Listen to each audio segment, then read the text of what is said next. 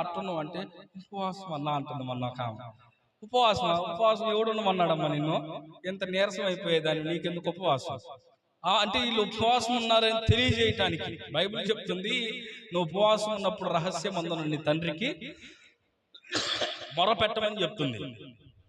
మరి రహస్యమందున్న తండ్రికి మొరపెడతామంటే ఉపవాసం ఉన్నావన్న సంగతి నువ్వు చెప్పాల్సిన అవసరం లేదు. వీళ్ళు ఉపవాసం ఉన్నారన్న సంగతి అందరికి తెలియజేస్తూ ఉంటారు. కొంతమంది ఇప్పుడు ప్రెస్ మీడియా ఏమంటారు, పబ్లిసిటీ ఎక్కువైపోయింది కాబట్టి మీడియా 40 రోజులు ఉపవాసం అంటున్నాడు ఒక ఆయన, 21 రోజులు దానియేలు ఉపవాసం అంటున్నాడు, ఇంకొక ఆయన 18 రోజులు ఎజ్రా ఉపవాసం అంట, 7 రోజులు సంపూర్ణ ఉపవాసం అంట. ఇట్లా పెద్ద పెద్ద పాంప్లెట్లు వేసి 50 రోజుల ఉపవాసం, 100 రోజుల ఉపవాసం. ప్రియమైన వాళ్ళారా, చూడండి, ఉపవాసం ఉన్నావన్న సంగతి నీ దేవునికి నీకు తప్ప బయట ప్రజలకు తెలియ